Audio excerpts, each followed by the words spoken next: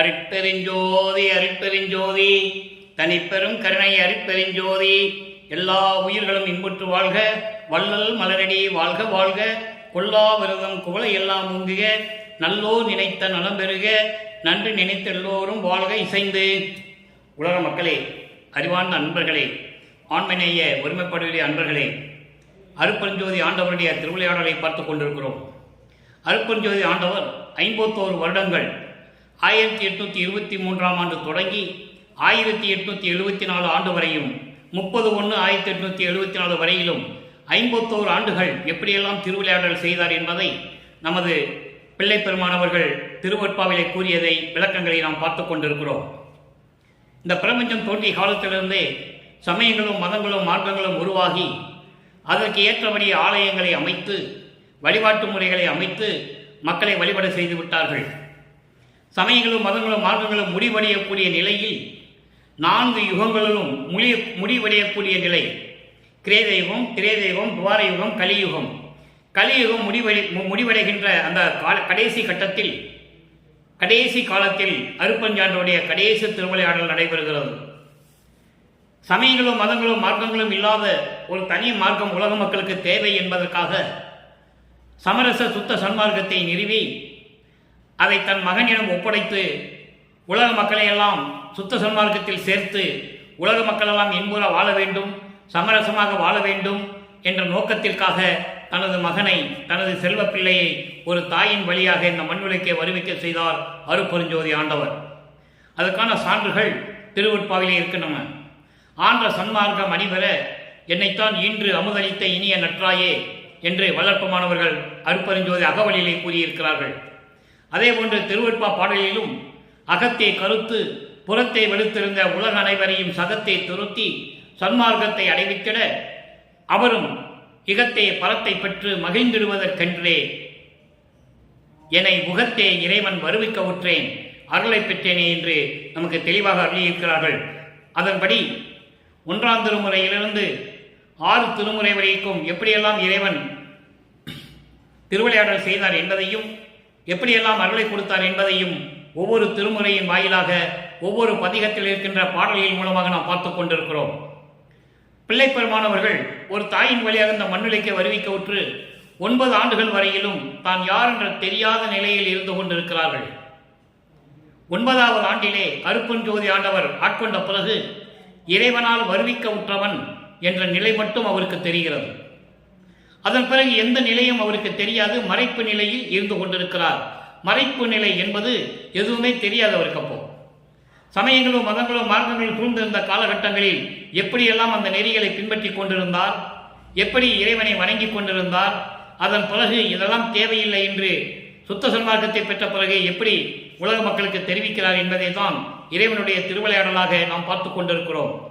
அந்த வகையில் இன்று நாம் பார்க்க வேண்டிய பாடல் 1ஆம் திருமுறை பதிகம் 6 திருவருள் முறையீடு 34வது பாடல்.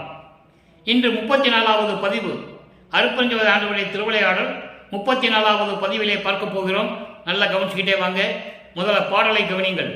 அந்த காலகட்டத்தில் நமது பிள்ளை பெருமானவர்கள் சமயங்களிலும் மதங்களிலும் மார்க்கங்களில் இருக்க வேண்டிய காலகட்டத்தில் இருந்து கொண்டிருக்கிறார். அது காலத்தின் கட்டாயம். தன் மகனை சமயங்களிலும் மதங்களிலும் மார்க்கங்களில் ஈடுபட செய்து அதன் பிறகு இதெல்லாம் தேவையில்லை என்று உலக மக்களுக்கு தெரிவிக்க வேண்டும். அந்த நிலையை தான் நாம் பார்த்து கொண்டிருக்கிறோம். தெருளும் பொருளும் நின் சீர் அருளே என தேர்ந்த பின் பாடலை நல்லா கவனிய. திருவருள் முறையீடு என்பது வல்லப்பமானவர்கள் இந்த மண்ணுலகை வருவிக்க உற்று 9வது ஆண்டிலிருந்து 12 ஆண்டுகளுக்குள் அந்த இடைப்பட்ட 3 ஆண்டுகளுக்குள் இறைவனிடம் முறையீடு செய்வது திருவருள் முறையீடு. உன்னால் வருவிக்க விட்டேனே தவிர எந்த விதமான அருளையும் நீ கொடுக்கவில்லையே என்று இறைவனிடம் முறையீடு செய்கிறார். அப்போ அருட்பெருஞ்சோதின்னு சொல்ல மாட்டாரு, எல்லாமே சிவபெருமானையும் தியாகராஜ பெருமானையும் தான் குறிப்பிட்டு சொல்லிக் கொண்டிருப்பார். அதை தான் நம்ம பார்த்து கொண்டிருக்கிறோம். தெருளும் பொருளும் நின் சீரருளே என தேர்ந்த பின் யான் மருளும் புவனத்து ஒருவரையேனும் மதித்தது உண்டோ, வெருளும் புவியில் துயரால் கலங்கி வெதும்புகின்றேன், இருளும் கருமணி கண்டா இருளும் கருமணி கண்டா அறிந்தும் இறங்கிலேயே. இது பாடல். அவருடைய மனம் ஒரு நிலையில் இல்லை. மனம் அலைபாய்ந்து கொண்டிருக்கிறது. இறைவனை காண வேண்டும், வருவிக்க உற்றவன் என்ற நிலை தெரிந்துவிட்டது, அதன் பிறகு இறைவன் அருளை பெற முடியவில்லை என்று முறையீடு செய்கிறார். இப்போ இந்த பாடலிய பொருள் பாருங்க. அருள் பக்குவமும் அருள் செல்வமும் எல்லாமே உடையது உன்னுடையது, ஒப்பற்ற சிறந்த பெருமை வாய்ந்த அருள் என்று தெரிந்த பிறகு அருளும் அருள் பக்குவமும் அருள் செல்வமும் எல்லாமே உன்னுடையதுதான் என்று தெளிவாக தெரிந்த பிறகு மாயைகளும் உலக ஆசைகளும் நிறைந்த இந்த உலகில் நான் வேறு யாரையாவது மதித்தது உண்டா? வேறு யார்கிட்ட போய் நான் நின்றுக்கனா, எனக்கு இது செய்யுங்க அது செய்யுங்கன்னு சொல்லி நான் யார்கிட்டையும் கேட்டதில்லையே. உன்னால் வருவிக்க உற்றவன், உன்னிடம் இருந்த செல்வ பிள்ளையை இந்த மண்ணுலகிலே ஒரு தாயின் வழியாக வருவிக்க செய்து ஆட்கொண்டு விட்டு சென்று விட்டாய். அப்போ இந்த உலகத்தில் நடக்கின்ற எல்லா நிகழ்வுகளும் அருள் பக்குவமும் அருளும் உன்னுடைய ஒப்பற்ற அருள் என்று நான் தெரிந்த பிறகு வேற யாரிடமாவது நான் சென்றது உண்டா? யாரையாவது மதித்தது உண்டா? அதை தெளிவாக சொல்லுவார். உன்னை மறக்கவும் மாட்டேன், மற்ற தேவர்களை மதிக்கவும் மாட்டேன் என்று கூறுவார். திருவொற்பாவிலே உண்டு. அப்போ அந்த நிலையில் இருக்கும்போது உலக ஆசைகள், மண்ணாசை பெண்ணாசை நிறைந்த இந்த உலக ஆசைகளிலே நான் வேறு யாரையாவது நினைத்து நான் அங்கே சென்றதுண்டா? பயமுறுத்துகின்ற இந்த உலகில் உன்னால் வருவிக்க உற்று, உன்னால் ஒரு தாயின் வழியாக வருவிக்க உற்று துன்பத்தால் கலங்கி வெதும்புகின்றேன். நீல நிறமுடைய கழுத்து உடைய இறைவனே, நீல நிறமுடைய இருளும் மணிகண்டான் சொல்றாரு. பார்க்கடலிலே அமுதம் கடைவதற்காக பாம்பை வைத்து கடையும் போது பாம்பு விஷத்தை அந்த அமுதத்திலே கக்குகிறது, உமிழ்கிறது. அதை சாப்பிட்டால் தேவர்களெல்லாம் இறந்து விடுவார்கள். எல்லாம் என்ன செய்வதென்று திகைத்துக் கொண்டிருந்த போது இறைவன் அந்த விஷத்தை உண்டு கழுத்திலே நிறுத்தி கொண்டவன். அதனால் நீலகண்டா என்று சொல்லுவார். அப்படி ஆழகால விஷத்தை உண்டு கழுத்திலே நிறுத்தி கொண்ட இறைவனே, இதையெல்லாம் தெரிந்தும் நான் படுகின்ற துன்பத்தை எல்லாம் நீ பார்த்து கொண்டிருந்தும் என் மீது இரக்கம் காட்டவில்லையே, விரைவில் வந்து எனக்கு அருள்வாயாக என்று சொல்லி இந்த பாடலை நமக்கு அருளியிருக்கிறார்கள். அவருடைய மனநிலை அந்த நிலையில் இருந்து கொண்டிருக்கிறது. வருவிக்க உற்றவன் என்ற நிலை தெரிந்துவிட்டது. அதன் பிறகு இறைவனுடைய அருளை எந்த அருளையும் பெறவில்லை, இறைவனிடம் முறையீடு செய்கிறார். அதான் திருவருள் முறையீடு. அதன் பிறகு 12 ஆண்டுகள் கழித்து, வருவிக்க உற்று 12 ஆண்டுகள் கழித்து 13வது ஆண்டு தொடக்கம் வந்தவுடனே திருவொற்றியூர் செல்லுகிறார். திருவொற்றியூரை சென்று நாம் ஏற்கனவே 3 பதிகத்திலே பார்த்தோம். மனதிடம் ஒரு நிலைப்படுத்துவதற்காக மனதிடம் எப்படியெல்லாம் இறைவனை வணங்க வேண்டும் என்றெல்லாம் கூறியதை நாம் பார்த்து விட்டோம். இது 4வது பதிகம் நமச்சிவாய சங்கீர்த்தன லகிரி. அப்படின்னா இறைவனுடைய பெயரை, நமச்சிவாய் என்ற பெயரை பெருமையோடும் சிறப்போடும் அருளோடும் புகழ்வது. அப்போ எப்படி புகழ்கிறார் என்பதை பார்க்க போகிறோம். அப்போ அவர் நமச்சிவாயம் தான் சொல்லணும். காலத்தின் கட்டாயம் வேறு வழி இல்லை. சுத்த சன்மார்க்கத்தை பெற்ற பிறகுதான் அருட்பெருஞ்சோதி சொல்லுவார். அந்த நிலைகள் மாறும். அதை தான் நம்ம பார்த்துட்டு இருக்கோம். உம்பர் வான் துயர் ஒழித்து, உம்பர் வான் துயில் ஒழித்து அருளும் சிவத்தை, உலகையெல்லாம் புகழும் உத்தம பொருளை இறைவனை சொல்றாரு. இதே வல்லற்பமானவர்கள் சுத்த சன்மார்க்கத்தை பெற்ற பிறகு வடலூரில் இருக்கின்ற அருட்பெருஞ்சோதி ஆண்டவரை எப்படி கூறுகிறார் என்பதை பார்க்க போகிறோம். இதை நீங்க முதல்ல மனசுல வச்சுக்கணும். அப்பதான் அந்த பாடலை பார்க்கும்போது ரெண்டுக்குள்ள வேறுபாடு உங்களுக்கு தெரியும்.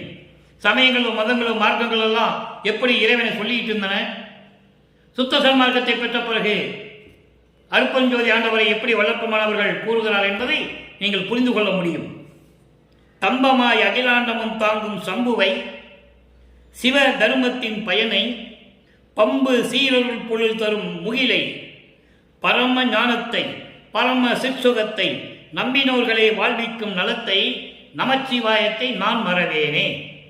அவர் சொன்னது உண்மைதான். ஏனென்றால் சமயங்களையும் மதங்களையும் மார்க்கங்களையும் பின்பற்றி கொண்டு அந்த வழிபாட்டு முறைகளை பின்பற்றி கொண்டிருக்கிறார் நமது பிள்ளை பெருமானவர்கள் என்பதை நீங்கள் உணர்ந்து கொள்ள வேண்டும். அதன் பிறகு நிலைகள் எப்படி மாறுகிறது என்பதை நீங்கள் புரிந்து கொள்ள வேண்டும். இப்போ விளக்கம், இந்த பாடலின் விளக்கம் பாருங்க. உம்பர் என்பது தேவர்கள், வான் துயரம் என்பது தேவர்களுடைய பெரிய பெரிய துயரங்களையும் துன்பங்களையும் எல்லாம் ஒழித்து அருளக்கூடிய சிவபெருமானை இங்கே சிவபெருமான் என்று சொல்லுவார், அங்கே அருட்பெருஞ்சோதி ஆண்டவர் என்று சொல்லுவார். அதனுடைய விளக்கத்தை நம்ம பார்க்க போறோம். உன்னிப்பா நீங்க பார்த்துக்கிட்டே வரணும். அப்பதான் அருட்பெருஞ்சோதி ஆண்டவர் ஒரு ஆண்டவர் இருந்தார், அவருடைய திருவிளையாடல் எப்படி நடந்தது, தன் மகனை வைத்துக் கொண்டு எப்படி திருவிளையாடல் செய்தார் என்பதை உங்களுக்கு விலைக்கு சொல்ல முடியும், நீங்களும் புரிந்து கொள்ள முடியும். அப்போ தேவர்களுடைய தீர்க்க முடியாத துன்பங்களையும் துயரங்களையும் எல்லாம் நீக்கி அருளும் இறைவனை, எல்லா உலகங்களும் புகழக்கூடிய உத்தம பொருளை, அகிலாண்டங்களை எல்லாம் தாங்கி தூணாகி விளங்கிக் கொண்டிருக்கின்ற இறைவனை, அகிலாண்டம் தம்பம் என்பது தூண், தம்பமாய் அகிலாண்டமும் தாங்கும் சம்புவை, சம்பு என்றால் சுயமாக தோன்றிய இறைவன், ஆதி சிவன் என்று சொல்லுகிறார். அப்படிப்பட்ட அகிலாண்டங்களையெல்லாம் தூணாக நின்று கொண்டு தாங்கிக் கொண்டிருக்கின்ற இறைவனை, சிவ தர்மத்தின் பலன்களை எல்லாம் தருகின்ற இறைவனை, அளவில்லா கருணையுடைய அழகான மேகங்கள் சூழ்ந்த மழை பொழியக்கூடிய மேகம் போன்ற இறைவனை, அதாவது கருணை மழை பொழியும் இறைவனை என்று சொல்கிறார். கருணை மழை பொழியும் இறைவனை, மெஞ்ஞான இறைவனை, பேரின்பமான இறைவனை, தன்னை நம்பி அடைக்கலமானவர்களுக்கு அருளக்கூடிய இறைவனை, அடைக்கலம் தரக்கூடிய இறைவனை, நமச்சிவாயத்தை நான் மறவேனே என்று சொல்லுகிறார். அப்போ முதல் திருமுறைக்கும் இரண்டாவது திருமுறைக்கும் வேறுபாடுகள் நல்லா நீங்க கவனிச்சுக்கணும். இப்போ மூன்றாம் திருமுறைக்குள்ள போறோம். மூன்றாம் திருமுறை பதிகம் 3 இரங்கல் மாலை. இங்கே இறைவன் வந்து ஆட்கொண்டதையும் அதன் பிறகு இறைவன் வந்து அருளை கொடுக்கவில்லை என்பதை கூறுகிறார். முதலிலே நாம் பார்த்த பாடல் திருவருள் முறையீடிலே உன்னால் வருவிக்க உற்று எந்த அருளையும் நீ கொடுக்கவில்லையே என்று முறையீடு செய்வார். இரண்டாம் திருமுறையிலே சமயங்களிலும் மதங்களிலும் மார்க்கங்களிலும் இருந்து கொண்டிருந்தவர்கள் இறைவனை எப்படியெல்லாம் வணங்கிக் கொண்டிருக்கிறார்கள் என்பதை கூறுவார். மூன்றாம் திருமுறை வரும்போது இறைவன் ஆட்கொண்டதையும், அப்ப இறைவனுடைய திருவிளையாடலை என்று சொல்றார். எப்படி ஆட்கொண்டார், எப்படி மனம் வருந்துகிறார் என்பதை பார்க்க போகிறோம். இரங்கல் மாலை என்பது தலைவி வருந்துதல். தலைவி வருந்துதல் என்பது காதலன் வரவில்லை, காதலி வருந்துகிறாள். தலைவி தலைவனை நினைத்து வருந்துகிறாள், மனைவி கணவனை நினைத்து மருந்து கொண்டிருக்கிறாள். அந்த நிலையை ஒரு பெண்ணாக தன்னை உருவகப்படுத்தி இந்த பாடலை நமக்கு அருளியிருக்கிறார்கள். உலக மக்களுக்கு தெரியப்படுத்த வேண்டும். 9வது ஆண்டிலிருந்து எப்படியெல்லாம் துன்பப்பட்டார் என்பதை உலக மக்களுக்கு தெரியப்படுத்த வேண்டும் என்பதற்காகத்தான் இரங்கல் மாலையிலே நமக்கு அருளியிருக்கிறார்கள். நம்மளை எல்லாம் படைத்து காத்துக் கொண்டிருக்கின்ற இறைவன் வல்லட்டுமானவர்கள். இப்ப இரங்கல் மாலை பாடல் 24 நல்லா பாருங்க. என்ன கொடுத்தும் கிடைப்பறியார், என்ன கொடுத்தும் கிடைப்பறியார், எழிலார் ஒற்றினாதர், என்னை சின்ன வயதில் மாலையிட்டு சென்றார். அன்றரை முக்கியமான வரி இது. என்னை சின்ன வயதில் மாலையிட்டு சென்றார். சென்ற திறன் அல்லால் இன்னும் மறுவ வந்திலர் கான் தோழி, யாதோ அவர்தம் எண்ணம் அது தெரியவில்லையே, யாதோ அவர் எண்ணம் அது கொன்னொன்று வடிவேல் கண்ணாய், என் குறையை எவருக்கு கூறுவேனே. இது பாடல். இந்த பாடலுடைய விளக்கம் பாருங்க, அற்புதமா இருக்கும். என்ன கொடுத்தாலும் சரி இறைவனை பார்க்க முடியாது. அளவிருந்த நெடுங்காலம் சித்தர் யோக அறிஞர் மலர் அயோன் முனிவர் மாணவர்கள் யாராக இருந்தாலும் சரி, களவு இறந்தும் கருணாது இறந்தும் செய்யும் கடும் தவத்தும் காண்பரிதாம் கடவுளாகி மகாதேவ மலையில் இருக்கிறது. ஆக அப்படி இருந்தால் கூட, என்ன தவம் செய்திருந்தாலும் கூட இறைவனை பார்க்க முடியாத நிலையில் இருந்து கொண்டிருக்கிறார். அப்படிப்பட்ட இறைவன் எழிலார் ஒற்றினாதர், சோலைகளும் பண்ணைகளும் சூழ்ந்து அழகாக திகழ்ந்து கொண்டிருக்கின்ற திருவொற்றியிலே இருக்கின்ற இறைவன் என்னை சின்ன வயதில் மாலையிட்டு சென்றார். மாலையிட்டு சென்றார் என்றால் ஏற்கனவே நான் விளக்கம் கொடுத்திருக்கிறேன். ஆட்கொண்டு சென்று விட்டார், மறைந்து விட்டார். ஆட்கொண்டு மறைந்து விட்டார். சின்ன வயதில் 9வது ஆண்டில், ஆரோடு 3வது ஆண்டிலே ஆட்கொண்ட அருள் கடலே என்று சொல்லுவார். ஆரோடு 3வது ஆண்டிலே 6+3 9 பாடலிலே சொல்லுவார். அதை இங்கே சொல்றாரே, சின்ன வயதில் என்னை மாலையிட்டு சென்றார், என்னை ஆட்கொண்டு விட்டு மறைந்து விட்டார். நான் கேட்டேன், புன்னகையுடன் சென்று விட்டார் என்று ஒரு பாடலிலே சொல்லுவார். அதை நாம் பார்த்திருக்கிறோம். ஆக மறைந்து விட்டார். திரும்பி வந்து எந்த விதமான ஒரு அருளையும் கொடுக்கவில்லை, என்னோடு கொஞ்சி குழாவி மகிழவில்லை. அவர் ஆட்கொண்டதை தவிர, அதை சொல்றாரு, சென்ற திறன் அல்லால், ஆட்கொண்டு சென்று விட்டாரை தவிர வேறு எந்த விதமான பலனையும் எனக்கு கொடுக்கவில்லை. மறுவ வந்திலர்கான், மறுவ என்றால் மீண்டும் என்னை வந்து பார்த்து என்னோடு கொஞ்சம் குழாவி இருக்கவில்லை. என் தோழியே, அவர் மனதில் என்னதான் நினைத்துக் கொண்டிருக்கிறாரோ தெரியவில்லை. இந்த குறையை நான் யாருக்கு கூறுவேன் என்று சொல்லி இந்த பாடலை நமக்கு அருளியிருக்கிறார்கள். ஆக இறைவனுடைய திருவிளையாடல் நடந்ததை சொல்லுகிறார், ஆட்கொண்டதை கூறுகிறார், ஆட்கொண்டு விட்டு சென்று விட்டார். இது 3ஆம் திருமுறை. அப்போ அவர் மனம் அறிந்து கொண்டிருக்கிறது, இறைவனை மறுபடியும் பார்க்க முடியவில்லை, வந்த அருளை கொடுக்கவில்லை என்று உலக மக்களுக்கு தெரிவிக்கிறார். உலக மக்களே, நான் இறைவனால் வருவிக்க ஒற்று 9வது ஆண்டிலே என்னை ஆட்கொண்டு சென்ற இறைவன் மீண்டும் என்னை வந்து சேரவில்லை, என்னோடு கொஞ்சம் குழாவை மகிழவில்லை. இந்த குறையை நான் யாருக்கு கூறுவேன்? அவர் மனதில் என்ன நினைத்திருக்கின்றாரோ என்று எனக்கு தெரியவில்லை என்று சொல்லி இந்த பாடலை நமக்கு அருளியிருக்கிறார்கள். இப்போ நிலைகள் மாறுகிறது. 3வது எட்டு முடிகிறது. 24 வல்லப்பமானவர்கள் வருவிக்க உற்று 24 ஆண்டுகளுக்குள் இந்த 3 திருமுறைகளும் உருவாகிறது. 4வது எட்டிலே அடியெடுத்து வைக்கிறார். 4×8 32. 25வது ஆண்டிலிருந்து 32 ஆண்டுகளுக்குள் என்ன நடந்தது, அதனுடைய சில விளக்கங்களை எல்லாம் நான் கூறியிருக்கிறேன். இருந்தாலும் இன்றும் ஒரு சில விளக்கங்களை சுருக்கமாக கூறுகிறேன். 27வது ஆண்டில் தனக்கொடி அம்மையாரை தாலி கட்டி அந்த அம்மையாருடைய பாவத்தை எல்லாம் நீக்கி விமோசனம் கொடுத்து மோட்ச வீட்டை காட்டியது 27வது ஆண்டில். இதை திருவட்பாவிலே கூறியிருக்கிறார். இந்த மண்ணுலகிற்கு ஒரு தாயின் வருவதற்கு முன்னாலேயே அங்கேயே எல்லாமே ஸ்கெட்ச் போட்டு தான் வராங்க. அதை பாட்டில் சொல்றாரு, ஏற்கனவே என் தந்தை என்னிடம் சத்தியம் வாங்கி கொண்டார், நீ வேஷம் மட்டும்தான் போட வேண்டும், வேறு எந்த விவரமும் யாருக்கும் தெரியக்கூடாது, சொல்லக்கூடாது, வேஷம் மட்டும்தான் நீ வாழ வேண்டும் என்று என்னிடம் கூறிவிட்டார் என்று ஒரு பாடலிலே உண்டு.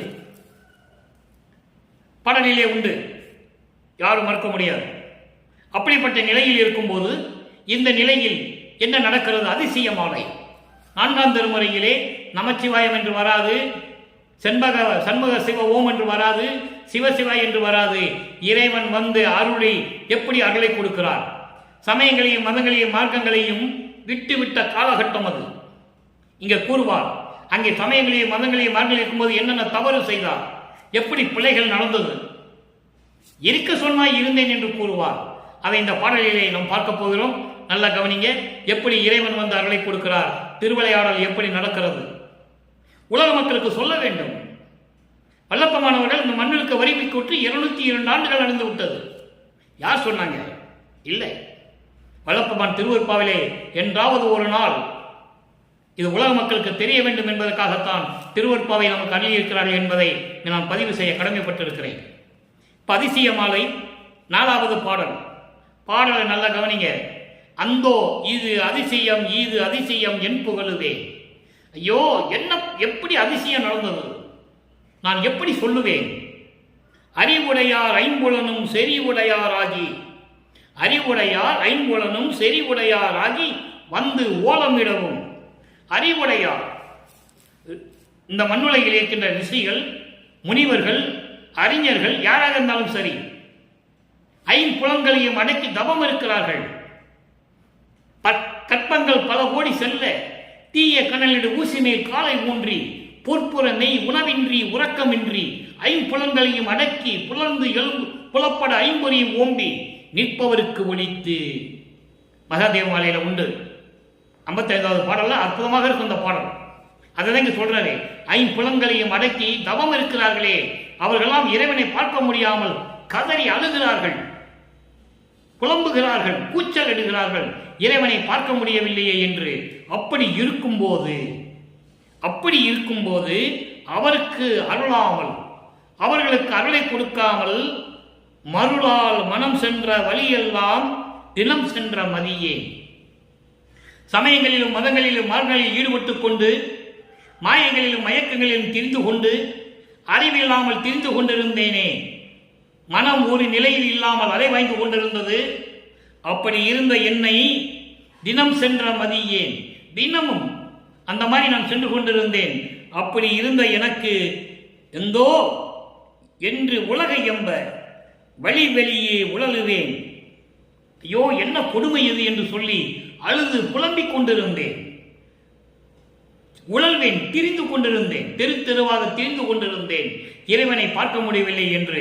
அப்படி இருக்கும்போது முனிவர்களுக்கும் ரிஷிகளுக்கும் அருளை கொடுக்காத இறைவன், அவர்களுக்கெல்லாம் பார்க்க முடியாத இறைவன், சமயங்களிலும் மதங்களிலும் மார்க்கங்களில் ஈடுபட்டுக் கொண்டு நான் திரிந்து கொண்டிருந்த காலத்தில் எப்படி ஆகுமோ ஏதாகுமோ என்று நான் நினைத்துக் கொண்டிருக்கும் போது இந்த உலகியல் நடையிலே இருந்து கொண்டு எப்படியெல்லாம் துன்பப்பட்டுக் கொண்டிருந்தேன். என் மனம் சென்று கொண்டிருந்தது. அப்படி இருக்கும்போது என்னை கருதி என்பது அவளால் வடிவு கோற்றவன் நான். ஐயோ மகனை மிகவும் துன்புறுத்தி விட்டோமே, வருத்தம் அடைகிறானே என்று சொல்லி உள்ளத்தில் நினைத்து என்னை கருதி எளியே நான் இருக்கும் இடத்து அடைந்து. இவர் அடம் முடிச்சிட்டார். கடைசியில் 24 ஆண்டுகள் வரைக்கும் எந்த விஷயமும் நடக்கல. இனிமே எங்கேயும் போகக்கூடாதுன்னு ஒரே இடத்துல உட்கார்ந்துட்டார். அப்போ நான் இருக்கும் இடத்தை அடைந்து அவர் இருக்கின்ற இடத்தில் இறைவன் செல்லுகிறார். அடைந்து சந்தோஷமுட எனக்கும் தன்வண்ணம் ஒன்று அளித்தான். நான் ஏற்கனவே சொல்லியிருக்கிறேன் நண்பர்களே, இங்கு அருள் கொடையை கொடுக்கிறார். ஒளிமயமான ஒரு கொடை, அருள் கொடை. என்ன கொடைன்னு இப்ப சொல்ல மாட்டார். அருள் கொடையை கொடுத்தார். இதை 6ஆம் திருமுறையில் வரும்போது நம்ம பார்க்க போறோம். என்ன கொடை கொடுத்தார் அப்படின்னு அங்க பார்க்க போறோம். இப்போ சந்தோட முறைன்னா மகிழ்ச்சி பொங்க மகனே என்று கட்டி தழுவி அணைத்து சந்தோஷமாக எனக்கும் தன்மனம் அவர்கிட்ட அந்த ஒளி பொருளை இப்போ அருட்பெருஞ்சோதி சொல்ல மாட்டார். அங்க 6ஆம் திருமுறையில் சொல்லுவார், தன்னிடம் இருந்த ஒளி பொருளை எனக்கு பரிசாக அளித்து எனக்கு ஆசீர்வாதம் செய்தான். அதோடு மட்டுமல்ல, தனித்த சிவகாமி வள்ளிக்கு இனித்த நடத்தவனே, ஒப்பற்ற அருளோடு விளங்கக்கூடிய என் அம்மை, என் தாய் சிவகாமி வள்ளி மனதுக்கு மகிழ்ந்த அருள்நடனம் செய்து கொண்டிருக்கின்ற இறைவனை என்று சொல்லி இந்த பாடலும் காட்டியிருக்கிறார்கள். நல்லா புரிஞ்சுக்கணும் எப்படியெல்லாம் இறைவன் வந்து அருளை கொடுத்தார். இப்போ 3ஆம் திருமுறை வரைக்கும் எதுவும் நடக்கல. இப்போ இங்க வந்து அருளை கொடுக்கிறார் என்பதை இறைவனுடைய திருவிளையாடலை இந்த பாடல் மூலம் நமக்கு அருளியிருக்கிறார்கள். அதை பார்த்து விட்டோம். அடுத்து காலங்கள் மாறுகிறது, நாட்கள் ஓடிக்கொண்டிருக்கின்றன. அதெல்லாம் பாடலில் சொல்லுவார். ஆண்டுகள் சென்று கொண்டிருக்கின்றன. அப்போ இறைவன் தன் மகன் முன் எழுந்தருளி, மகனே சுத்த சன்மார்க்கத்தை பெற்றுக்கொள் என்று சொல்லும் பொழுது சில முறையீடுகளை செய்கிறார், விண்ணப்பம் வைக்கிறார். அதை பார்த்துவிட்டு எப்படியெல்லாம் அருளை கொடுத்தார் என்பதை பார்க்க போகிறோம். நல்லா கவனிக்கணும். 6ஆம் திருமுறை பதிகம் 14 சிற்றவை விளக்கம் 4வது பாடல். பதிகம் 14 6ஆம் திருமுறை. அங்கே திருவொற்றியூரில் இருக்கின்ற இறைவன், ஒற்றியூரில் இருக்கின்ற இறைவன், விஷத்தை உண்ட இறைவன், பாம்புகளை கழுத்தை சுற்றி கொண்ட இறைவன், கங்கையை தலையில் சுமந்து கொண்ட இறைவன், இப்படியெல்லாம் கூறுவார். சமரச சுத்த சன்மார்க்கத்தை பெற்ற பிறகு இறைவன் யார் என்று கூறுகிறார். நல்ல கவனிங்க. இவர்தான் ஆதியும் அந்தமில்லா தோன்றிய அருட்பெருஞ்சோதி ஆண்டவர். இந்த நிலையை உலக மக்களுக்கு யாரும் 4 யுகங்களிலுமே தெரியப்படுத்தவில்லை என்பதற்காகத்தான் தன் மகனை ஒரு தாயின் வழியாக வருவிக்க செய்தார் அருட்பெருஞ்சோதி ஆண்டவர். இப்ப இந்த பாடலை பாருங்க. ஆட்டம் ஓய்கிலா வஞ்சக மனத்தால் அலைந்து ஐயவோ அயர்ந்து உள்ளம் மயர்ந்து வாட்டமோடு இவன் வந்து நிற்கின்றேன். இங்கே இவன் என்பது 3 சுழி. என்னன்னா, இவன் என்பது இங்கே மண்ணுலகில் என்று பொருள். இப்பொழுது இங்கே இந்த மண்ணுலகில் என்று பொருள். அது சூட்சமமான ஒரு விளக்கம், இறைவன் கொடுத்த விளக்கம். இப்போ பாருங்க, இந்த 4 வரைக்கும் முதல்ல சொல்றேன். ஆட்டம் ஓய்கிலா என்பது தொடர்ந்து என்னை வாட்டிக் கொண்டிருக்கும் வஞ்சக மனத்தால் தொடர்ந்து இடைவிடாமல், அதன் ஆட்டம் ஒழியாமல் இயங்கிக் கொண்டிருக்கின்ற அந்த வஞ்சக மனத்தால் அலைந்து ஐயவோ அயர்ந்து உள்ளம் மயர்ந்து, மனம் தளர்ந்து உள்ளம் மயங்கி. மனம் தளர்ச்சியிட்டால் உள்ளம் மயங்கி விடும், எதுவுமே செய்ய தோணாது. அப்போ தளர்ந்து சோர்ந்து மயங்கி வாட்டமோடு, முக வாட்டத்தோடு உள்ள வாட்டத்தோடு இப்போ இந்த மண்ணுலகிலே உன் முன்னால் வந்து நிற்கின்றேன். இங்கு வருவிக்க உற்று ஆட்கொண்டு விட்டு நீ சென்று விட்டாய். அதன் பிறகு எந்த பலனையும் நான் அனுபவிக்கவில்லை. இப்போ உன் முன்னால் வந்து நின்று கொண்டிருக்கிறேன். எங்கே? சிற்றவையில், சத்தியஞான சபையிலே வந்து சொல்றார். வந்து நிற்கின்றேன் வள்ளலே, ஒன்றன் மனக்குறிப்பு அறியேன். உன் மனதில் என்னதான் நினைச்சிட்டு இருக்க என்னை பத்தின எனக்கு தெரியல.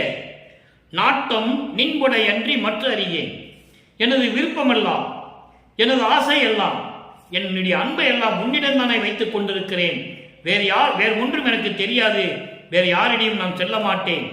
இந்த நாயனின் பிழை பொறுத்து என்னுடைய தவறுகளையும் குற்றங்களையும் நான் செய்த செயல்களை எல்லாம் மன்னித்து, சமயங்களிலும் மதங்களிலும் மார்க்கங்களில் இருந்தபோது நான் செய்த தவறுகளையும் பிழைகளை எல்லாம் மன்னித்து எனக்கு அருள வேண்டும். இதுதான் நல்ல நேரம். தாழ் தளம் தருவாய். உன்னுடைய திருவடியை எனக்கு கொடுக்க வேண்டும். உன் திருவடியினுடைய அருளை எனக்கு கொடுக்க வேண்டும். வடல் அரசே, வடலூரில் இருக்கின்ற அருப்பெருஞ்சோதி ஆண்டவரே, சத்திய சபை, சத்திய ஞான சபையில் விளங்கிக் கொண்டிருக்கின்ற தனி பெரும் பதியே. இறைவன் எப்படி சொல்றார் பாருங்க. தனி பெரும்பதி, யாரையும் ஒப்பிட முடியாத இறைவன், ஆதிய மந்தமில்லா தோன்றிய இறைவன், சுயமாக தோன்றிய இறைவன், அருப்பெருஞ்சோதியே என்று சொல்லி இந்த பாடலை நமக்கு அருளியிருக்கிறார்கள். ஆக சமயங்களிலும் மதங்களிலும் மார்க்கங்களில் இருந்த போது அதை விட்டு வந்துவிட்டேன். அந்த பிழைகளை எல்லாம் பொறுத்து எனக்கு அருளை கொடுக்க வேண்டும். என்னுடைய அன்பு, என்னுடைய விருப்பம், பாசம், பற்று எல்லாம் உண்மையிலே தானே, மற்ற யாரிடமும் இல்லையே என்று சொல்லி உன்னுடைய திருவடியை எனக்கு வழங்க வேண்டும். அந்த அருளை கொடுக்க வேண்டும். வடலூரில் சத்தியஞான சபையில் இருக்கின்ற அருப்பெருஞ்சோதி ஆண்டவரே என்று சொல்லி இந்த பாடலை நமக்கு அருளியிருக்கிறார்கள். அடுத்து திருவடி முறையீடு. நல்ல கவனிக்க நண்பர்களே. பதிகம் 15 திருவடி முறையீடு 1வது பாடல். திருவருள் முறையீடுல எப்படி பார்த்தோம்? 1ஆம் திருமுறையில என்னை ஆட்கொண்டு விட்டு சென்று விட்டார். என்னை ஆட்கொண்டாரை தவிர அவரால் எந்த பலனும் எனக்கு இல்லை. என்னை வந்து கொஞ்சி குழாவி அணைத்து என்னோடு இருக்கவில்லை. அவர் மனதில் என்னதான் நினைத்துக் கொண்டிருக்கிறாரோ தெரியவில்லை. நான் என்ன செய்வேன் தோழியே என்று உள்ளத்திடம் சொல்லுவது போல உலக மக்களுக்கு தெரிவிப்பார். இப்போ திருவடி முறையீடு. சிற்றபை விளக்கத்தில் என்ன கேட்டார்? இப்போ உன்னுடைய திருவடியினுடைய அருளை கொடுக்க வேண்டும் என்று சொல்லுகிறார். அதே திருவடிக்கு முறையீடு செய்கிறார். 1வது பாடல் நல்லா கவனிக்கணும். சீரிடம் பெறும்போர் திருச்சிற்றம்பலத்தே திகழ் தனி தந்தையே, நின்பால் சேரிடம் அறிந்தே சேர்ந்தேன். கருணை செய்து அருள் செய்திட தாழ்கில் யாரிடம் புகுவேன்? யார் துணை என்பேன்? யாருக்கு எடுத்து என் குறையை இசைப்பேன்? என் குறை இசைப்பேன். போரிட முடியாது இனி துயரோடு நான் பொறுக்கிலேன். அருள்கை இப்போதே. இது திருவடி முறையீடு. ஆக திருவருள் முறையீடுக்கும் திருவடி முறையீடுக்கும் வேறுபாடு தெரியும் உங்களுக்கு. இப்போ அந்த பாட்டுடைய பொருள் பாருங்க. அருள் வல்லவத்தோடு விளங்கும் திருச்சிற்றம்பலத்திலே இருக்கக்கூடிய எனது தனி தந்தையே. தந்தையை எப்படி சொல்றாரு பாருங்க. தனி தந்தை, யாரிடம் ஒப்பிட முடியாத தந்தை, சுயமாக தோன்றிய தந்தை, அருப்பெருஞ்சோதி ஆண்டவர். அப்படிப்பட்ட என் தந்தையே, நின்பால் சேரிடம் அறிந்தே சேர்ந்தனன். உன்னிடம் வந்து சேர வேண்டும் என்று அறிந்துதான் வந்தேன். உன்னிடம் எப்படியாவது வந்து சேர்ந்திட வேண்டும், உன்னுடைய அருளை பெற வேண்டும் என்பதற்காகவே உன்னிடம் வந்து நின்று கொண்டிருக்கிறேன். கருணை செய்து அருள், என் மீது தயவையும் கருணையும் காட்டி எனக்கு அருள வேண்டும். செய்திட தாழ்கில் நீ அருளை கொடுப்பதற்கு தாமதமானால், காலத்தை கடத்தினால் நான் யாரிடம் போய் சொல்லுவேன்? யார் எனக்கு துணை என்று சொல்லுவேன்? யாருக்கு எடுத்து, யாரிடம் என்னுடைய குறையை எடுத்து சொல்லுவேன்? இனிமேல் துயரோடு போரிட முடியாது என் தந்தையே, நான் பொறுக்கலே. என்னால் இனிமேல் பொறுக்க முடியாது, சகித்துக் கொள்ள முடியாது, அருள்கை இப்பொழுதே என்று சொல்லி இந்த பாடலை நமக்கு அருளியிருக்கிறார்கள். ஏனென்றால் ஏற்கனவே பாடலிலே நமக்கு அருளியிருப்பார்கள். நீதான் துணை என்று வந்த பிறகு நான் யாரிடமும் செல்ல மாட்டேன், உன்னை மறக்கவும் மாட்டேன், மற்ற தேவர்களை மதிக்கவும் மாட்டேன். பிறந்து பிறந்து இறந்து இறந்து செத்தும் தேவர்கள் என் முன் வழியிலர் என்று சொல்லுவார். எனக்கு அவர்கள் நிகரானவர்கள் அல்ல. நான் உன் மகன், உன்னால் வருவிக்க உற்றவன், என்ற நிலை வரும்போது நான் யாரிடம் போய் சொல்ல முடியும், என்னுடைய குறையை நான் யாரிடம் போய் சொல்லுவேன் என்று சொல்லி திருவடி முறையீடு செய்கிறார். இப்போ திருவடி முறையீடு செஞ்சாச்சு. அப்பொழுது பிள்ளை பெரு விண்ணப்பம். தந்தையிடம் அவருடைய மகன் விண்ணப்பம் வைக்கிறார். பதிகம் 20 73வது பாடல். நல்லா கவனிக்கணும். நீங்க ஏன் இந்த விண்ணப்பம் வைக்கிறாரே அப்படின்னா, சமயங்களிலும் மதங்களின் மார்க்கங்களில் எல்லாம் நீக்கிவிட்டு சுத்த சன்மார்க்கத்துக்குள்ள நுழைகிறார். அப்ப தந்தையிடம் விண்ணப்பம் வைக்கிறார். பிள்ளை பெரு விண்ணப்பம். பாட்டை நல்லா கவனிங்க. எல்லாம் பயத்தால் துயரினால் அடைந்த இழைப்பு எல்லாம் இங்கு நான் ஆற்றிக்கொள்ளவே அடுத்தேன். உன்னாலே வருவிக்க உற்று பழிகள் வந்துவிடுமே என்ற பயத்தினாலும் துயரத்தினாலும் அந்த இழப்புகள், அந்த மன உளைச்சலையெல்லாம் தாங்கி அதையெல்லாம் தீர்த்து கொள்ளுவதற்காகவே, இளைப்பாறுவதற்காகவே உன்னிடம் வந்து சேர்ந்தேன். நான் ஆற்றிக்கொள்ளவே அடுத்தேன். அடுத்தேன் என்றால் உன்னிடத்தில் அடைக்கலமானேன். உன்னிடத்தில் அடைக்கலமானேன். மாயை ஆதிகள் என் கூடவே அடுத்தது என் அந்தோ. மாயைகளும் மயக்கங்களும் ஆணவ மலங்களும் எல்லாமே என்னுடனே தொடர்ந்து வந்து கொண்டிருக்கின்றன. ஐயோ, இதை நான் எப்படி சொல்லுவேன்? எதற்காக வந்து கொண்டிருக்கிறது? அதை நீ கவனிக்கவில்லையா? பார்க்கவில்லையா? வள்ளலே, எனது வாழ் முதல் பொருளே, இறைவா, உன்னால் வருவிக்கப்பட்ட மகன் அல்லவா, என்னுடைய வாழ்வினுடைய முதல் அல்லவா நீ? இறைவனே, அருப்பரின் ஜோதியே, மன்னவா, நீ நல்லால் அறியே. உன்னை தவிர எனக்கு வேறு யாரும் தெரியாது. நான் யாரையும் போக மாட்டேன். உன்னை தவிர வேறு யாருக்கும் தெரியாது. உள்ளல் வேறு இல்லை. நான் உள்ளத்தில் எண்ணுவதும் வேறு கிடையாது. சதாவும் சதா நேரமும் உன்னையே நினைத்துக் கொண்டிருக்கிறேன். என் உள்ளம் முழுவதும் நீதான் நிறைந்து கொண்டிருக்கிறாய். உன் மேல் வைத்த அன்பு பாசமெல்லாம் பொங்கி வழிகின்றது, ஆறு போல வெள்ளமடித்து ஓடுகின்றது என்று சொல்லுவார். அப்படி நிலையில் நான் இருந்து கொண்டிருக்கிறேன். இறைவா, என் உடல் பொருள் ஆவி உன்னதே. என் உடல் பொருள் ஆவி உன்னதே. என்னதன்று எந்தாய். எனது உடல் பொருள் ஆவி எல்லாம் உன்னது தானே, என்னது இல்லை. என் தாய் போன்று விளங்கிக் கொண்டிருக்கின்ற இறைவனே, இதை மனதில் கொண்டு விரைவில் வந்து எனக்கு அருள்வாயாக என்று சொல்லி பெரு விண்ணப்பம் வைக்கிறார். அதன் பிறகு பதிகம் 110.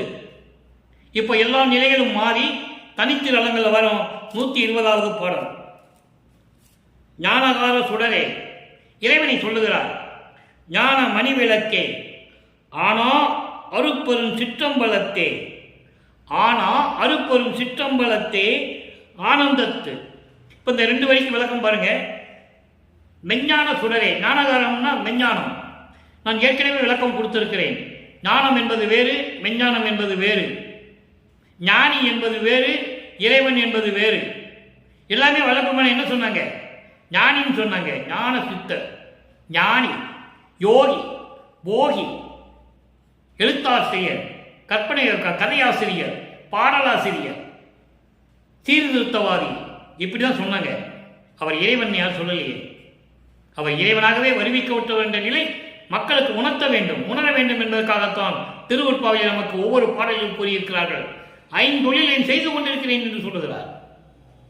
ஆக்கி அளித்த முதலாம் தொழில் ஓர் 5ஐயும் தேக்கி நீ செய் அமுது எடுத்தான், நீ செய் அமுது கொடுத்தான், நானும் உண்டு எடுத்தான், அணைத்தான், இரவாத தேகம் கொடுத்தான், சிற்றம்பலத்து என்கோ என்று சொல்லுவார்.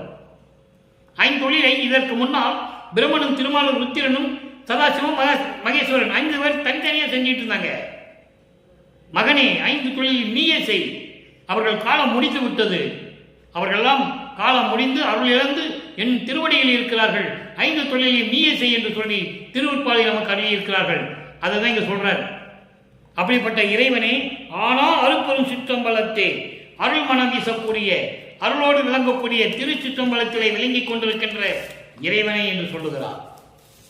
திருச்சிற்றம்பலம் என்பது சிவஞான வெளி. சிவஞான வெளி என்பது எல்லா வெளிகளையும் கடந்து பரவெளி, பரம்பர வெளி, பராபர வெளி, பெருவெளி, பெருசுக வெளி, இப்படியெல்லாம் வெளிகளை கடந்து சரிய கிரிய யோக ஞானம் என்ற 16வது நிலையில் இருக்கின்ற வெளிதான் அந்த திருச்சிற்றம்பல ஆனந்தத்து வெளி, பேரின்பமான வெளி. இறைவன் பேரின்பமாக அருளடனம் செய்து கொண்டிருக்கின்ற வெளி. அதை ஒரு பாடலில் சொல்லுவார்.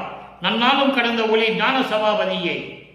நன்னாலும் என்பது 4x4 16. நன்னாலும் கடந்த ஒளி ஞான சபாபதியே, பொன்னாரும் சபையாய் அருள் பூரண புண்ணியனே, என்னால் ஆவதொன்றும் உனக்கு இல்லை எனினும் எந்தாய், உன்னால் வாழுகின்றேன் எனக்கு உன்னை உரைத்தருளே என்று சொல்லுவார். அந்த வெளியிலே திருச்சிற்றம்பலத்திலே இருக்கின்ற இறைவனே, தேனார் அமுதாம் சிவமே சிவமே, தேன் போன்று அமுது போன்று இனிக்கக்கூடிய என் அருப்பெருஞ்சோதியே, என் ஆண்டவரே அருப்பெருஞ்சோதியே, நீ நானாகி. அன்றலைன் இதுதான் முக்கியமான வரி. நீ நானாகி என்னுள் நடிக்கின்றாய். என்னையோ எதற்காகவோ, எதற்காக? நீ நானாகி என்னுள் நடிக்கின்றாய். அது பாடலில் சொல்லுவார், அற்புதமாக இருக்கும். இந்த பாடலை நான் அடிக்கடி கூறுவதுண்டு. நான் தானானான், தான் நானானான், நானும் தானும் ஆனோம் ஒன்றானோம், பானானான் ஞான மணிமென்றில் தித்தித்து நிற்கின்றான், கோனானான் என்னுள் குலாவுகின்ற கோமானே. அதான் இங்க சொல்கிறார், நீ நானாகி என்னுள் நடிக்கின்றாய். நீ என்னோடு இரண்டரை கலந்து கொண்டு என் உள்ளத்திலே இருந்து கொண்டு அருளாட்சி செய்து கொண்டிருக்கிறாய் என்று சொல்லுகிறார். இது எதற்காக என்று கேட்கிறார். அப்ப அதுக்கு பதில் வேண்டும் அல்லவா?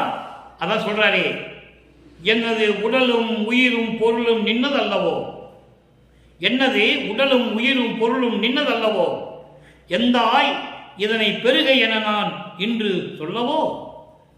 நான் ஏற்கனவே எனது உடல் பொருள் ஆவியெல்லாம் உனக்காக கொடுத்து விட்டேனே, அது எனக்கு எந்த விதமான சுதந்திரம் இல்லையே, எல்லாமே உனது சுதந்திரம் தான், உன்னோடு கொடுத்து விட்டேன் என்று இன்று நான் சொல்லவா?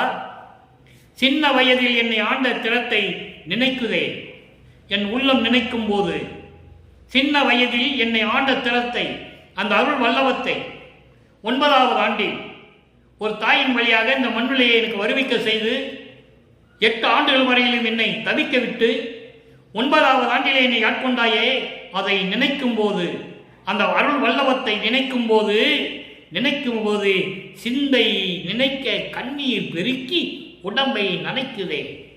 உள்ளத்தை நினைக்கும் போது ஆனந்த கண்ணீர் பெருக்கெடுத்து ஓடுகிறது. அதை நினைக்கும் போது உடம்பெல்லாம் நனைந்து விட்டது. அந்த அளவுக்கு எனக்கு ஆனந்தமாக இருக்கிறது என்று சொல்லுகிறார். இறைவனுடைய திருவிளையாடலை சொல்லுகிறார். இறுதியாக ஒரே ஒரு விளக்கம். 119வது பதிகம், ஜோதியில் ஜோதி, 2வது பாடல். எப்படி இறைவனுடைய நிலையை சொல்லுகிறார்? வித்து எல்லாம் ஒன்று ஒன்று நாட்டி, வித்து எல்லாம் ஒன்று ஒன்று நாட்டி, அதில் விளைவு பல பல வேறு ஒன்று காட்டி, சித்தி எல்லாம் தந்தது பாரி திருச்சிற்றம்பலத்தே திருநட ஜோதி. உலக மக்களுக்கு சொல்றாரு, உலக மக்களே, இது ஒரு சின்ன விளக்கம், உலகியல் விளக்கம். உலகியல்ல ஒரு விதையை நடும்போது மொத்தமா போய் கொட்ட மாட்டாங்க. ஒவ்வொரு விதையா எடுத்து ஒன்று ஒன்றா நட்டுவாங்க. அது ஒன்று ஒன்றா நட்டின விதை விளைந்து பல பல பலன்களை கொடுக்கும், லாபத்தை கொடுக்கும். இது உலகியல் விளக்கம். அருட்பெருஞ்சோதி விளக்கம், சுத்த சன்மார்க்க விளக்கம், எல்லா அருள்நிலைகளையும் தனித்தனியாக நிலைநிறுத்தி அதில் உண்டாகும் பல பல விளைவுகளை வேறுபடுத்தி காட்டி, அப்படின்னா எல்லா அருளையும் தனித்தனியாக எனக்கு காட்டினாய் என்று சொல்லுவார். அது ஒரு பாடலை சொல்லுவார் அனுபவ மாலையிலே. அடிக்கடி அந்த பாடலை நான் கூறுவதுண்டு. சரியை நிலை 4ம் கிரிய நிலை 4ம், ஒரு கிரிய நிலை 4ம் தனி யோக நிலை 4ம் ஒன்று ஒன்றா தனித்தனியாக கண்டறிந்தேன் என்று சொல்லுவார். அதைத்தான் இங்க சொல்றார். ஒவ்வொரு நிலைகளையும் எனக்கு காட்டி, தனித்தனியாக காட்டி, அதை என்னை கடக்க செய்து தத்துவங்களை தனித்தனியாக கடந்தேன் என்று சொல்லுவார் அருட்பெருஞ்சோதி அட்டகத்திலே. அப்படிப்பட்ட நிலைகளை எல்லாம் எனக்கு தனித்தனியாக கடக்க செய்து, சித்திகளை எல்லாம் எனக்கு தெரிவித்து, அதனுடைய பலன்களை தெரிவித்து, அண்டங்களை கடக்க செய்து, 6 அண்டங்களையும், 6 அந்தங்கள், கலாந்தம், யோகாந்தம், போதாந்தம், நாதாந்தம், சித்தாந்தம், வேதாந்தம், இப்படி 6 அண்டங்களையும் தனித்தனியாக கடக்க செய்து, அதனுடைய பலன்களை எல்லாம் எனக்கு தெரிவித்து எனக்கு அருளியது அருட்பெருஞ்சோதி ஆண்டவர் என்று இங்க சொல்லுகிறார். வரி சின்ன வரிதான், பாடல் வரி, விளக்கம் இவ்வளவு இருக்கிறது. அதான் வித்து எல்லாம் ஒன்று ஒன்றா நாட்டி. எல்லா அருள்நிலைகளையும் தனித்தனியாக நிலைநிறுத்தி அதில் உண்டாகும் விளைவுகளை எல்லாம் வேறுபடுத்தி காட்டி ஒவ்வொரு நிலைகளை கடக்கும்போது ஒவ்வொரு நிலை கிடைக்கும். அப்போ 16வது நிலை ஞானத்தில் ஞானம் கிடைக்கும் போது அதான் கடவுள் நிலைந்த அமையமாதல். ஏம சித்தி, சாகா கல்வி, தத்துவங்களை நிகரம் செய்தல், அதுக்கப்புறம் தான் கடவுள் நிறைந்த அமையமாதல். இந்த நிலைகளை எல்லாம் எனக்கு காட்டி சித்தி எல்லாம் தந்தது பாரி. எல்லா அருள்களையும் எனக்கு கொடுத்து விட்டார் இறைவன் அருட்பெருஞ்சோதி. எப்படி? முத்தேகம் கொடுத்தது, மரணமில்லா பெருவாழ்வை கொடுத்தது, சாகா கல்வியை கொடுத்தது, இப்படி எல்லா சித்துக்களையும் கொடுத்து 5 தொழில்களையும் கொடுத்து இந்த பிரபஞ்சத்தை இயக்க வைத்து விட்டார் எனது தந்தை. நான் தான் பிரபஞ்சத்தை இயக்கிக் கொண்டிருக்கிறேன் உலக மக்களே என்று சொல்லுகிறார். இதெல்லாம் கொடுத்தது யாரு? திருச்சிற்றம்பலத்தே திருநடஜோதி. பெற்றேன் என்றும் இரவாமை வேதம் தவிர்ந்த இறைவன் என்னை உற்றை கலந்தான், நானும் அவனை உற்றை கலந்தேன் ஒன்றானோம். எப்படி சொல்றாரு பாருங்க. இதை நான் செய்யணும்னா நீ என் கூட இருக்கணும்னு சொல்றாரு. நீ உள்ள இருந்துட்டு, நீ உடம்புல இருந்துட்டு நீ கட்டளை இட்டால் தான் இந்த பிரபஞ்சத்தை நான் இயக்குவேன் என்று சொல்லும் போதுதான் அருட்பெருஞ்சோதி ஆண்டவர் தன் மகனோடு 30/1/1874 இரவு 12 மணிக்கு 2:30 கலந்து கொள்ளுகிறார். இப்படிதான் இறைவனுடைய திருவிளையாடல் படிப்படியாக நடந்து கொண்டிருக்கிறது. 51 ஆண்டுகள் அருட்பெருஞ்சோதியுடைய திருவிளையாடல் நடந்து கொண்டிருக்கிறது. அதை நாம் பாடலின் மூலமாக ஒவ்வொரு நாளும் எப்படி திருவிளையாடல் செய்து இறைவனுடைய அருளை பெற்றுக் கொண்டார் என்பதை தான் பார்த்து கொண்டிருக்கிறோம். எனவே அன்பர்களே, நீங்களாம் தினமும் இதை பார்க்க வேண்டும். யாரும் சொல்லாத அருட்பெருஞ்சோதியுடைய திருவிளையாடல், பிரபஞ்சத்தில் புராணங்களிலும் எத்தனையோ திருவிளையாடல்கள் கூறியிருந்தார்கள். எல்லாம் நீங்கள் கேள்விப்பட்டிருப்பீர்கள்.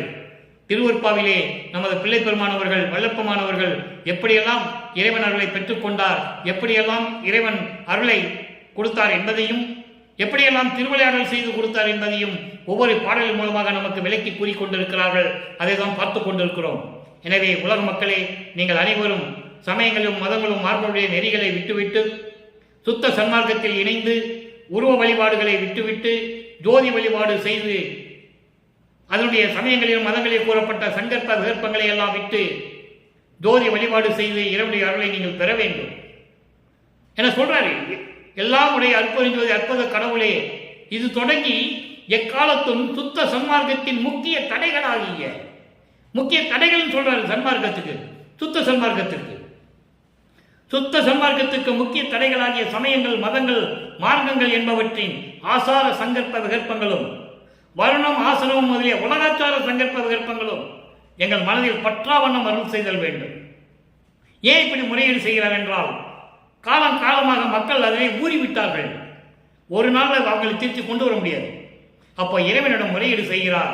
நாமளும் இறைவனிடம் முறையீடு செய்து அந்த நிலையிலிருந்து கொண்டு வணங்கி எல்லா அருளையும் பெற்றுக்கொண்டு இந்த வையகத்திலே நீங்கள் வாழ்வாங்க வாழ வேண்டும், நோயற்ற வாழ்வில் வாழ வேண்டும் என்று இறைவனுடைய கருணையாலும் தயவையாலையும் கூறி இந்த வள்ளலார் ஊழியன் விடைபெறுகிறேன். மீண்டும் நாளை சந்திப்போம். நன்றி, வணக்கம். அருட்பெருஞ்சோதி அருட்பெருஞ்சோதி தனிப்பெருங்கருணை அருட்பெருஞ்சோதி. மீண்டும் நாளை அருட்பெருஞ்சோதி ஆண்டவருடைய திருவிளையாடல் தொடரும்.